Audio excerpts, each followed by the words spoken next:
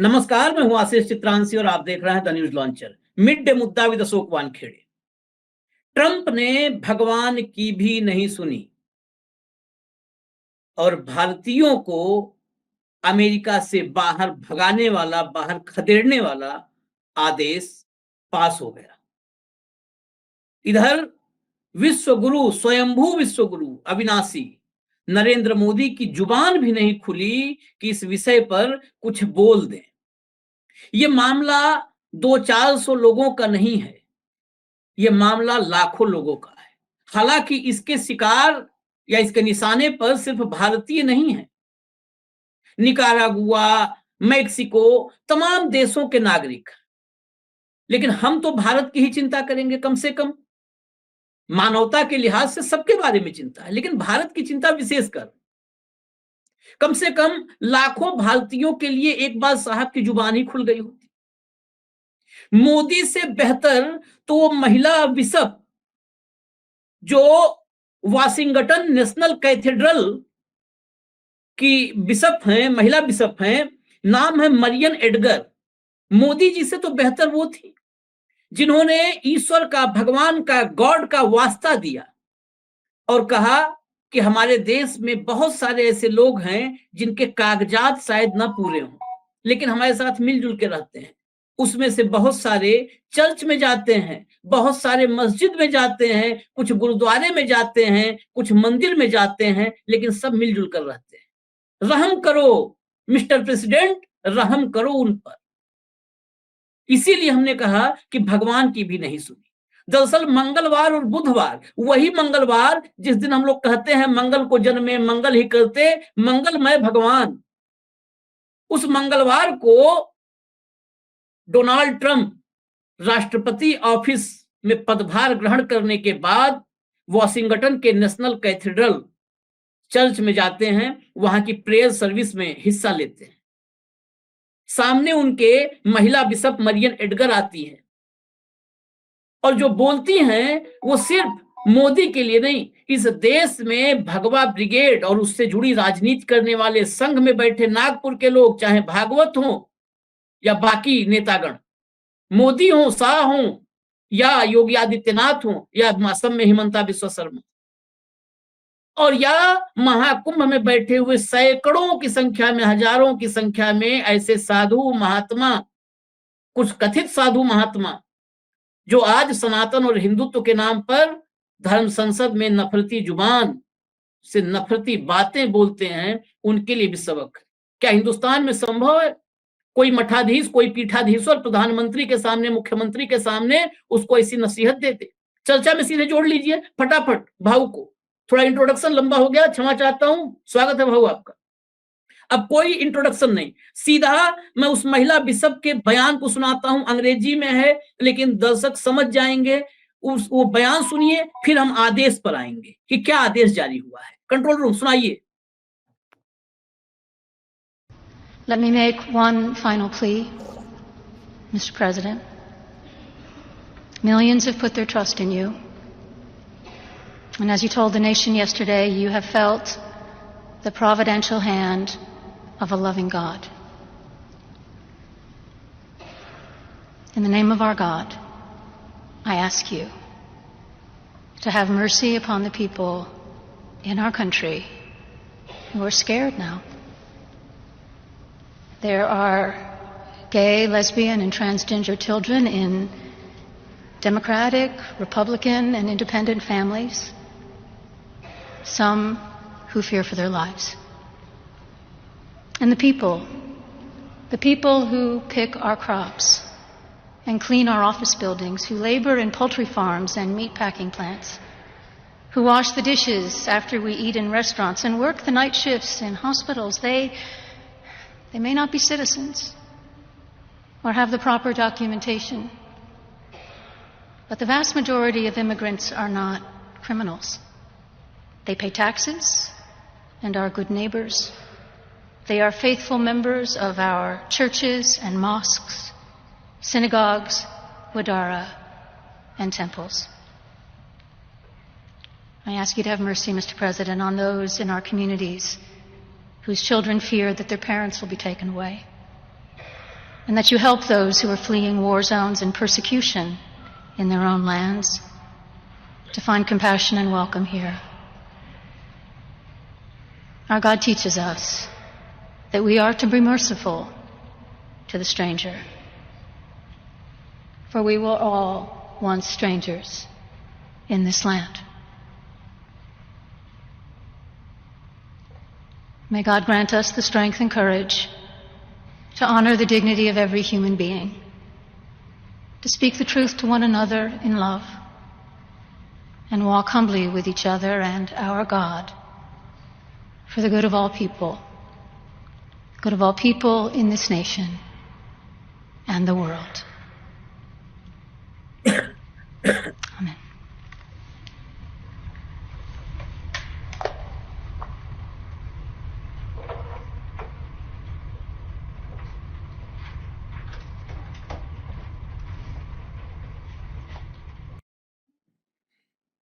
खैर, ट्रंप को हजम नहीं हुआ, घोर वामपंथी बता दिया महिला बिशप को। हालांकि वामपंथी जो घोर होते हैं उन्हें तो माना ही जाता है कि वो ईश्वरवादी होते नहीं है, लेकिन महिला बिशप ने सब कुछ कहा है, चाहे वो मलसी हो, चाहे भगवान का, जो ईश्वर का, गॉड का प्यार का संदेश। उन्होंने कहा कि टैक्स भी देते हैं, हमारे अच्छे पड़ोसी भी हैं। भाऊ आप म्यूट हैं, पहले इस संदेश पर, फिर इसके बाद मैं आऊंगा। दरअसल असली मुद्दा हमारा है जो आदेश आया है, संसद ने, वहां की कांग्रेस ने पास किया है, लेकिन पहले ये जो मैसेज है, क्या हिंदुस्तान में मुमकिन है? लेकिन उस बिशप ने जो कहा उसे थोड़ा कुछ जगह पे रेखांकित करने की जरूरत है। जो हमारे देश में अंधभक्त है, जो 20-80 की बात करते हैं, जो हर मस्जिद में मंदिर ढूंढते हैं, जो मुसलमानों को पाकिस्तान जाने की बात करते हैं, जो उस मनुस्मृति को पूजना चाहते हैं जहां दलित और पिछड़ों को कोई अधिकार नहीं, उस बिशप क्या कहती है? मिस्टर प्रेसिडेंट, ये वो लोग हैं, हमारे खाने के बाद हमारी प्लेटें धोते हैं, नाइट शिफ्ट करते हैं, अस्पताल में हमारी सेवा करते हैं, उनके पास डॉक्यूमेंट्स है, भले ही उनके पास नागरिकता नहीं होगी, उनके पास डॉक्यूमेंट है, वो टैक्सेस देते हैं। आज उनके बच्चे डर रहे हैं कि उनके माता पिता को तुम अलग तो नहीं कर रहे हो उनसे। हमारा धर्म हमें हमेशा माफ करना, दया दिखाना ये सिखाता है। कोई भी स्ट्रेंजर हो, अजनबी भी हो, तो उसके ऊपर दया करना चाहिए, ये हमारा धर्म हमको सिखाता है। आपने राष्ट्रपति बनने के बाद बोला था कि ये भगवान का आशीर्वाद है। मैं उसी भगवान का वास्ता देके आपको कहती, ये वो लोग हैं जो चर्च में आते हैं, ये लोग वो है वो गुरुद्वारे में जाते हैं, ये लोग मंदिरों में भी जाते हैं, उनकी भी आस्था हर अपने अपने भगवान में है। उनके साथ एक बार बड़ा दिल दिखा के इन सब के साथ दया दिखाइए। ये बात की उसने, मंदिर की भी बात की। उसने ये नहीं बोला कि जो चर्च में आ रहे सब उन्हीं को छोड़ो, मंदिर और मस्जिद जाने वाले को भगाओ। इसको कहता है सही धर्म। कोई हिंदुइज्म में, मैं आजकल हिंदुइज्म बोलता हूं आशीष, क्योंकि मैं जो किताब मैंने अभी पढ़ना शुरू की है आदरणीय अरुण शौरी जी की, द आइकॉन, द फैक्ट्स, वो किताब भले ही सावरकर पे हो, उस समय की वस्तुस्थिति और सत्यता क्या है इस पे हो, लेकिन उस किताब की आखिरी लाइन में वो कहते हैं, let us save Hinduism from Hindutva. Hinduism एक विस्तृत वर्ल्ड है, ये बहुत बड़ी दुनिया है, ये वेद उपनिषद की बात करता है, ये मनुस्मृति की बात नहीं करता, ये सबको सामायिक समायोजन की बात करता है, सबको साथ में लेके चलने की बात करता है। हिंदुत्व में तो ये अटल जी के शब्द है, इन्हीं के पितृपुरुष जिनकी शताब्दी मनाने की बात ये कर रहे हैं, वो कहते हैं कि हिंदुत्व इतना बड़ा है यहां नास्तिक भी हिंदू है, जो भगवान पे विश्वास नहीं करता वो भी हिंदू है। ये परिभाषा है, इसीलिए वो स्टेट्समैन हुए हैं। आज 100 साल उनका जन्म हुआ आज भी उन्हें लोग याद करते हैं। लेकिन कुपड़ों की जमात जब ये कहते हैं कि कुंभ में मुसलमान नहीं चाहिए, तो फिर दया आती है इनके सोच पर। अब तो क्रोध आना बंद हो गया। ये कुपड़ों की जमात पे सोच पे बिल्कुल ऐसा लगता है कि ये क्या क्या कहा जा रहा है। ये गंगा को भी बदनाम कर रहे हैं। माता गंगा में डुबकी लगाने के बाद भी यदि इनको ज्ञान नहीं आता है, ये पाप की घड़ी साथ में ला जाता है। मैं रजनीश का एक व्याख्यान सुन रहा था, उसमें रजनीश कहते हैं कि ये जो गंगा स्नान करने जाते हैं उनको पता ही नहीं है, अब गंगा भी इंटेलिजेंट हो गई है। जब तुम डुबकी लगाते हो तो तुम्हारी पाप की गठड़ी ऊपर रखती है गंगा, और डुबकी लगा के बाहर आते सी फिर तुम्हारे सर पे छोड़ देती है, क्योंकि गंगा ने कोई गारंटी नहीं ली है तुम्हारी पाप धोने के। गंगा का अवतरण अपने पितरों को मोक्ष दिलाने के लिए किया गया था, पाप धोने के लिए नहीं।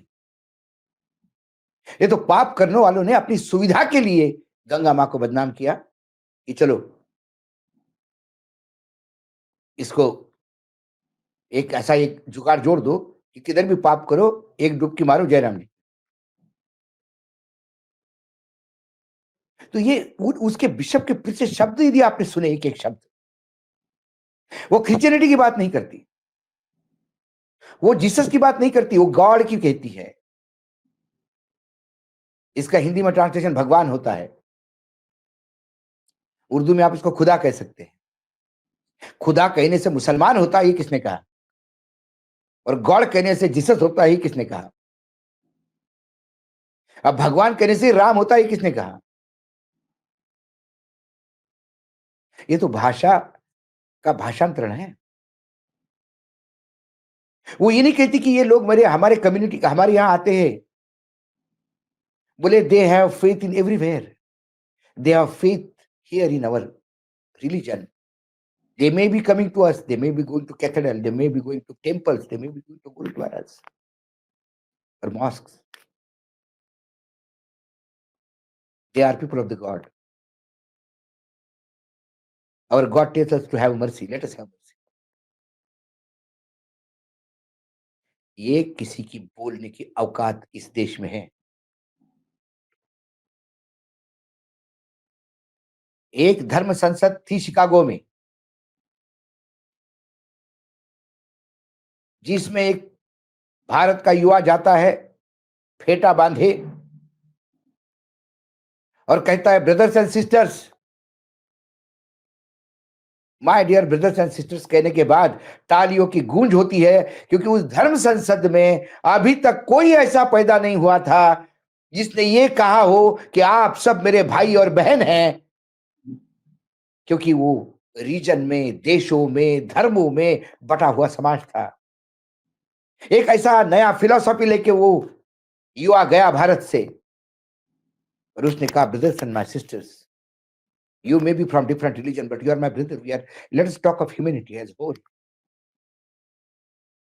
विवेकानंद जी थे। ये विवेकानंद का नाम लेते हैं, उनको अपमानित करते हैं। इनके लिए ब्रदर सिर्फ, जब हिंदुत्व की बात करेंगे, हिंदुइज्म की बात करेंगे, तो इसमें ब्रदर सिर्फ ब्राह्मण का ब्रदर ब्राह्मण होगा, क्षत्रिय का ब्रदर क्षत्रिय होगा। कोई आदिवासी को अपना भाई बनाने को तैयार नहीं है।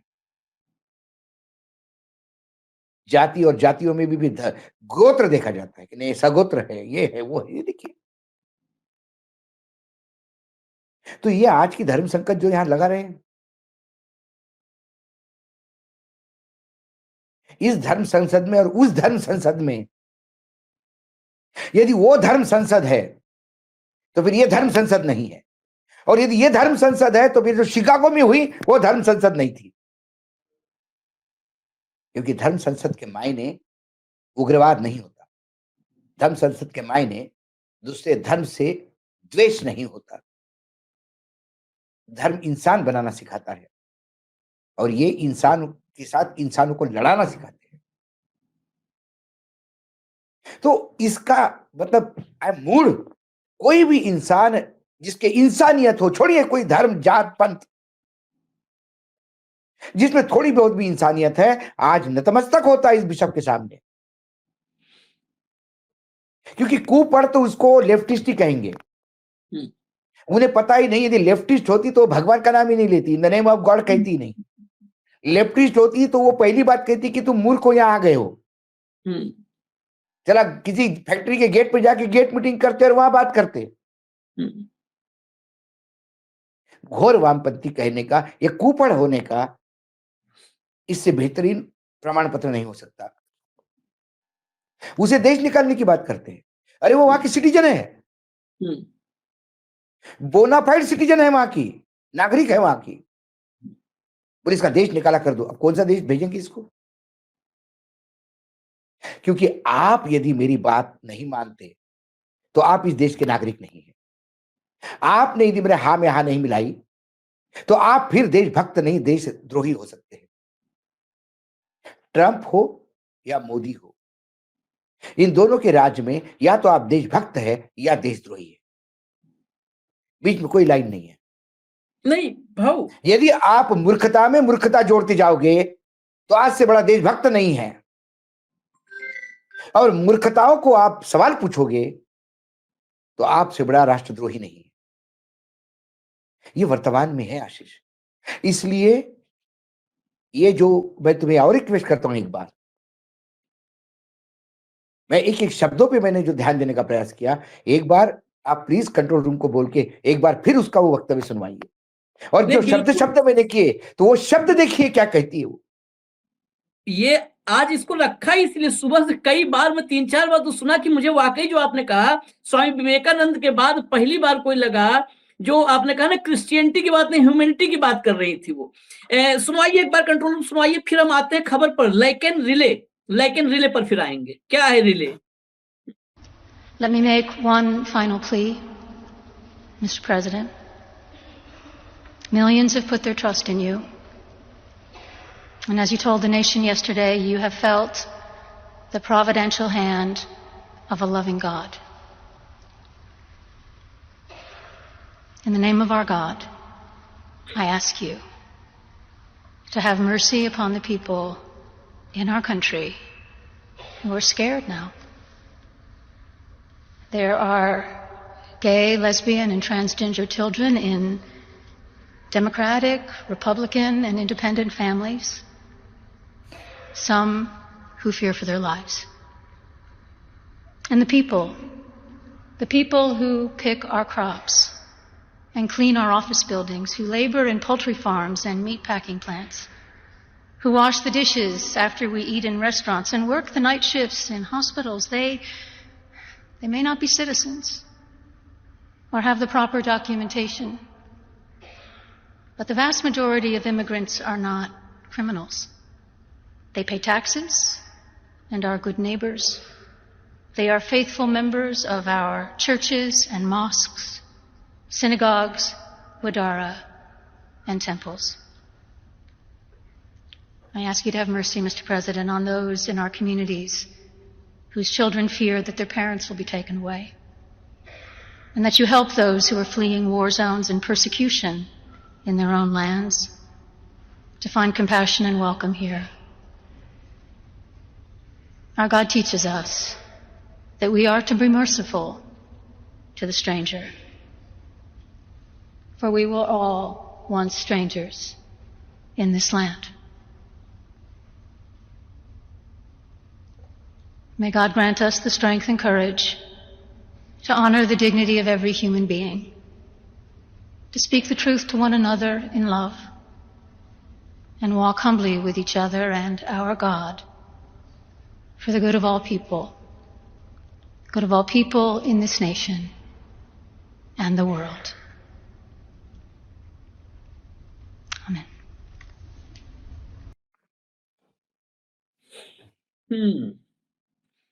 अब उसी में से वही दो शब्द कि वो भले ही नागरिक ना हो या उनका प्रॉपर डॉक्यूमेंटेशन ना हो, आ गया कानून। आते ही अध्यादेश आया था, उस अध्यादेश को लैकेन रिले अधिनियम अब पास हो गया है कांग्रेस में, यूएस कांग्रेस में 263, 156 के मुकाबले 263 वोटों से। रिपब्लिकन को डेमोक्रेट्स का भी साथ मिला है और कानून आ गया। अब इस कानून पर दस्तखत डोनाल्ड ट्रंप के, और उसके बाद विदाई समारोह शुरू, निकालना, पकड़ना, भगाना, खदेड़ना शुरू। भाऊ, ये सबसे बड़ा चिंता भारत के लिए इसलिए है, मैं बात ठीक है, मेक्सिको वही बात है कि बिशप के शब्दों में कहें तो पूरी दुनिया के हर नागरिक की चिंता करनी चाहिए, लेकिन यहाँ की इसलिए क्योंकि यहाँ पर तो बाकी तो अपना प्रोटेस्ट किसी न किसी तरह, मेक्सिको ने तो जवाब दे दिया था ट्रंप को, पनामा, ग्रीनलैंड, सब पर जवाब आ रहा है।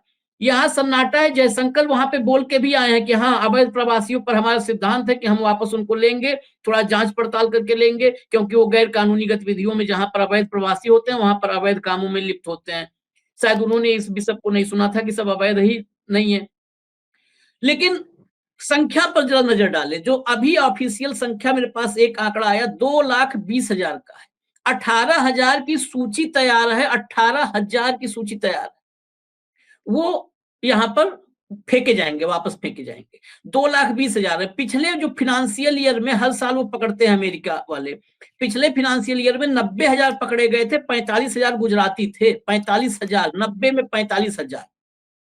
ये जिस भी तरीके से अवैध जो इमिग्रेशन होता है, वो जिस भी तरीके से हो, यहाँ का अपना जमीन जायदाद सब बेच करके जाते हैं, खेत बाड़ी जो होता है वो बेच करके, डंकी रूट, मंकी रूट सब चले जाते हैं।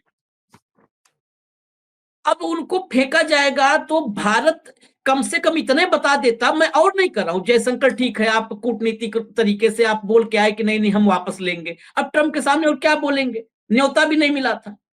मुझे एक चीज पर आपत्ति है, वही मैं आपसे समझूंगा। एक अब तक एक एक्शन प्लान भारत के सामने रख दिए होते, आपके नागरिकों को अमेरिका, वो ट्रंप फेंकने जा रहा है, मोदी जी एक प्लान रख देते, एक्शन प्लान, कि जो आ रहे हैं उनको हम यहाँ बसाएंगे, उनको 5 किलो राशन देंगे, या उनके लिए 7 किलो होगा, सोयाबीन देंगे, दाल देंगे, चना देंगे, क्या देंगे, कोई प्लान, कोई रोड मैप होगा ना, कि जो आएंगे वो इसे फेंक दोगे। एक तो वो फेंक रहा है, अब यहां भी आकर के वो फेंके हुए हो जाएंगे, डस्टबिन वाले सब कचरे। अरे बिशप, वहां की बिशप वाली बात सुनो, यहाँ का तो कोई पंडा पुजारी बोलने वाला है नहीं तुमको, उसी सुन लो। मानवता की बात रोज मंचोस करते हो भाऊ। बांग्लादेश में जब कुछ होता है तो यहाँ हर तीसरा आदमी डायलॉग मारता है, क्योंकि बोलने पे जीएसटी नहीं है, हाँ, जबान में हड्डी नहीं है। आज अमेरिका के बारे में कोई कुछ बोलने नहीं वाला है, वहां का बिशप बोलता है, यहाँ का कोई धर्मगुरु का आवाज नहीं निकला गले से। आज बांग्लादेश का बहिष्कार करो, अमेरिकन चीजों का बहिष्कार करो, कोई बोल नहीं रहा है। क्यों नहीं बोल रहा भाई? क्योंकि ये सब ऊपर से बुलवाया जाता है, और ऊपर इतनी औकात नहीं कि वो अमेरिका के खिलाफ आवाज निकाले। अब दूसरी बात बताता हूं, 2-3 चीजें है। ये तो 18,000 वापस आ रहे वो है ही। फिर उन्होंने कहा H1B वीजा जो है बंद नहीं होगा। भारत बहुत ताली बजा रहा है इस पे, लेकिन ट्रंप ने क्या कहा पता है? H1B हम इसलिए नहीं कैंसिल कर रहे हैं क्योंकि हमें कुछ टैलेंटेड लोग चाहिए, वो यहां आके अमेरिकन लोगों को ट्रेन करें, और आपका ट्रेनिंग खत्म हो गया फिर आपको लात पड़ेगी, क्योंकि सिटीजनशिप तो मिलने नहीं है। वहां जो सबसे बड़ा अभी जो भयानक क्राइसिस जो हो रहे हैं वो है जन्मजात नागरिकता खत्म करने को लेकर। हाँ, वहां पे 22 डेमोक्रेट राज्य जो है वो कोर्ट गए हैं, सुप्रीम कोर्ट, है ना। अब उसमें आशीष पेच ये फंसे हैं कि जो महिलाएं गर्भवती है 7 महीने की, 8 महीने की, उनकी डिलीवरी ड्यू है 1 महीने बाद। अब उन्होंने कंसीव किया तब तो पता नहीं था ना उनको ये कानून आएगा।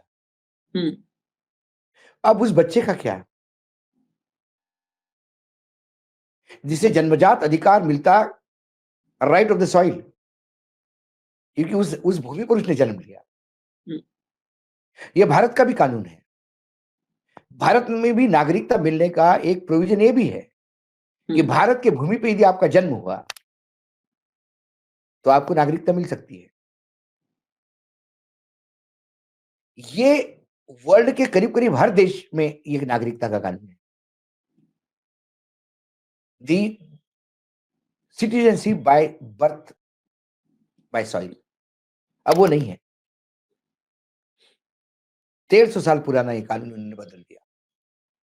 गर्भवती महिलाएं कैरी कैसे करें? इसका कोई डेडलाइन होता?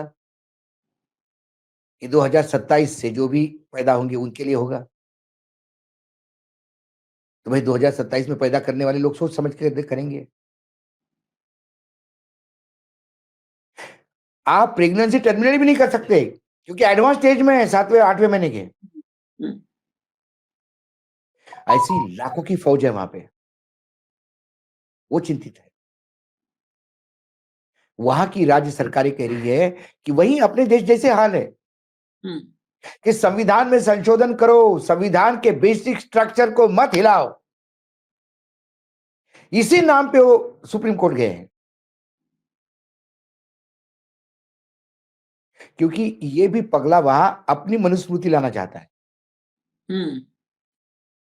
संविधान के अनुसार।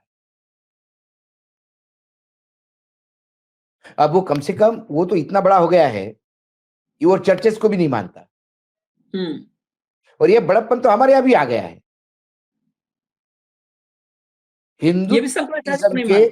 हिंदुइज्म के मैं वही कह रहा था, ये हिंदुइज्म के जो 4 बड़े स्तंभ है शंकराचार्य, चारों शंकराचार्य मना करने के बाद भी रामलला का प्राण प्रतिष्ठा हुई अधूरे मंदिर में, क्योंकि इनके पास सरकारी संतों की एक फौज है जो शंकराचार्य को भी गाली देता है। शंकराचार्य यदि इस कुकर्म में साथ नहीं देंगे तो शंकराचार्य खराब। इनके कुकर्म में मोहन भागवत मना करेंगे साथ जुड़ने के लिए, तो मोहन भागवत रिटायर्ड हो जाओ, बुढ़े हो गए हो। यही, लेकिन भारत में जब तानाशाही प्रवृत्ति उभरती है तो अपने देश का नुकसान होता है, आम आदमी का नुकसान होता है। लेकिन अमेरिका में जब तानाशाही का जन्म होता है तो पूरा विश्व पे संकट मंडराता है। पूरा आज विश्व में संकट का बादल घिरे हुए हैं। आज यूरोपियन यूनियन को समझ में नहीं आ रहा है क्या करें। आज एशिया में चाइना रशिया कंफ्यूज हो गए। भारत कंफ्यूजन की स्थिति में, लेकिन बोलना नहीं चाहता, क्योंकि अंधभक्तों के सामने कैसे बताएंगे कि हम कंफ्यूज हैं। स्क्वाड की मीटिंग हुई उन्हें, लेकिन अब ब्रिक्स की अलग करेंसी पे क्या? उन्होंने कहा मैं सैंक्शन लगाऊंगा, चाइना पे लगाऊंगा, भारत पे भी लगाऊंगा। भारत ने यदि इंपोर्ट पे टैक्स कम कर दिया तो हमारी जीएसटी का क्या होगा आशीष? जो हम इतराते हैं 1.5 लाख करोड़ और 2 लाख करोड़ का जीएसटी इकट्ठा हो गया, उसमें तो कई बार यह हालत हो गया कि सीएसटी और स्टेट जीएसटी और सेंट्रल जीएसटी मिला के भी कम पड़ता है आईजीएसटी से, इंटीग्रेटेड जीएसटी में। और इंटीग्रेटेड जीएसटी में सबसे बड़ा कंपोनेंट इंपोर्ट पे लगा हुआ टैक्स है। यदि वो खत्म हो गया तो हम क्या करेंगे फिर? यहां अपील नहीं है। मोदी को एक बड़ा मोदी मिल गया है जो अपने मन की बात करता है, सुनता नहीं। अब मोदी जी को समझ में आ जाएगा कि वन वे ट्रैफिक से कितने लोग परेशान होते हैं। इसके बावजूद भी मोदी जी में यदि परिवर्तन नहीं हुआ तो फिर प्रलय तय है, और उसके बाद ही नया सृजन की कुछ अपेक्षा कर सकते हैं। अब वो प्रलय क्या होगा ये समय बताएगा। होगा प्रलय ही, क्योंकि मोदी जी उम्मीद नहीं समझेंगे, क्योंकि मोदी जी को क्या झेलना है। उनका ना झोला किसी ने देखा, ना फकीरी देखी है। वो झोला आएगा ले चले जाएंगे। भुगतेगा तो ये देश, इस देश के नागरिक, और इसलिए भी भुगतेंगे कि दरअसल एक बार ट्रंप की ताजपोशी और ट्रंप के इस रुख ने एक बात साबित कर दिया है, जो लिखा था ना कि पंछी, नदियां और क्या पवन के झोंके, इनकी कोई सीमा नहीं होती, सरहद नहीं होती। ये तय हो गया। हवा पूरे दुनिया में एक ही बह रही है, जो भारत से बह के जा रही है अमेरिका तक वही हवा जा रही है। इसीलिए अमेरिका में भी ट्रंप चुने जा रहे हैं, इसलिए वहां बड़ा मोदी चुना गया। इस वक्त दुनिया के अलग अलग हिस्सों, अलग अलग देशों में अलग अलग मोदी चुने जा रहे हैं। अलग अलग, सभी पूरी दुनिया के अलग अलग देशों में अलग अलग मोदी चुने जा रहे हैं। ये वक्त ही ऐसा है। इसीलिए मैं कई बार कसूर, जब बात होती है कि किसकी गलती, तो तमाम लोग कहते हैं मोदी की गलती, शाह की गलती, ट्रंप की गलती। हम हमेशा कहते हैं गलती हमारी है, क्योंकि हमारे मति पर पता नहीं कौन सा, किस, कहां से, किस पेड़ से, किस जंगल से वो हवा गुजरी कि उस हवा में नशा हो गया है, मत आ गया उसमें, जो है नशा, वो नशीली हवा है। सब हमारी मति को, कहते हैं ना कि इस इलाके में जाते जाते हुए मति भ्रष्ट हो जाती है, तो सबकी मति पर पर्दा पड़ गया, मति भ्रष्ट हो गया है। और हम अपने लिए ऐसे नायकों का चयन कर रहे हैं जो हमारे भविष्य को चौपट कर दें, सत्यानाश कर दें, बर्बाद कर दें। इजाजत दीजिए, इंतजार कीजिए उस रोड मैप का, जो वहां से आएंगे लाखों की संख्या में भारतीय, भगाए जाएंगे, उनका यहाँ पर क्या उनके लिए व्यवस्था होगी, उनके पुनर्वास की क्या व्यवस्था होगी, उनके भोजन पानी की क्या व्यवस्था होगी, या 81 करोड़ में जोड़ लीजिए और 2-4 लाख 5 किलो राशन के मोहताज। देखते हैं क्या होता है। इजाजत दीजिए, अब हिंदुस्तान के साथ साथ अमेरिका पर भी नजर रखिए। नमस्कार।